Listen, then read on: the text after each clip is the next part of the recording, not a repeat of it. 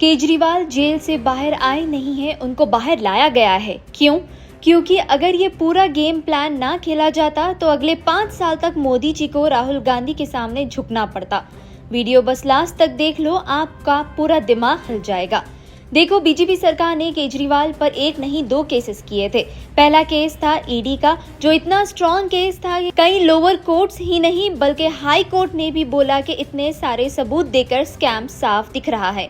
इसी वजह से कई बार बेल रिजेक्ट भी हुई।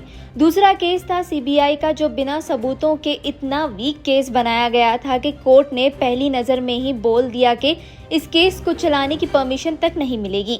ऐसा क्यों किया गया? पूरा गेम समझ लो ध्यान से। केजरीवाल को अरेस्ट किया गया जनरल इलेक्शन से सिर्फ 1 महीना पहले।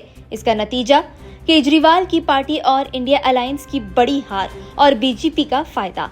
फिर क्या हुआ? केजरीवाल को सितंबर में बेल मिल गई। कब? हरियाणा इलेक्शन से 1 महीना पहले। और इसका फायदा, केजरीवाल ने कांग्रेस के वोट्स काटे और बीजेपी जीत गई। अगर आप डाटा चेक करोगे तो पता चलेगा कि बीजेपी ने सिर्फ 1.80% वोट डिफरेंस के साथ सीट हासिल की है, जो केजरीवाल की पार्टी ने काट लिए थे।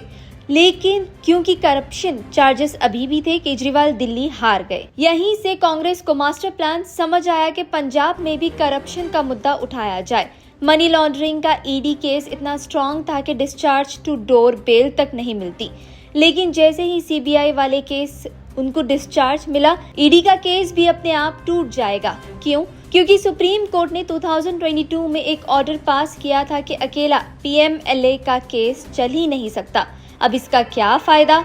एक ईमानदार इमेज वाले केजरीवाल पंजाब इलेक्शंस में उतरेंगे और कांग्रेस को फिर से हराया जाएगा। बड़ा सवाल, इस सब से बीजेपी को क्या फायदा? बहुत बड़ा फायदा। देखो, राज्यसभा में किसी भी अमेंडमेंट के लिए बीजेपी को 2/3 मेजॉरिटी 162 सीट्स चाहिए। इस वक्त एनडीए के पास 133 सीट्स हैं, यानी 29 कम।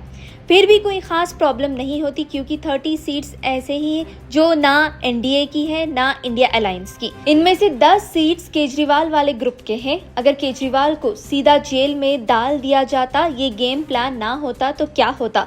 हरियाणा और पंजाब में कांग्रेस जीत जाती। इन दोनों स्टेट मेरा राज्यसभा सीट्स है। अगर कांग्रेस इनमें से 10 भी जीत लेती तो राज्यसभा का पूरा इक्वेशन बदल जाता। फिर कांग्रेस और इंडिया अलायंस के पास इतना स्ट्रॉन्ग वीटो पावर आ जाती कि मोदी जी को हर अमेंडमेंट के लिए राहुल गांधी के सामने झुकना पड़ता। आप पूछ सकते हो, क्या जुडिशरी भी इस गेम का हिस्सा थी? इसका जवाब पिन कमेंट में दिया गया है, पढ़ लेना।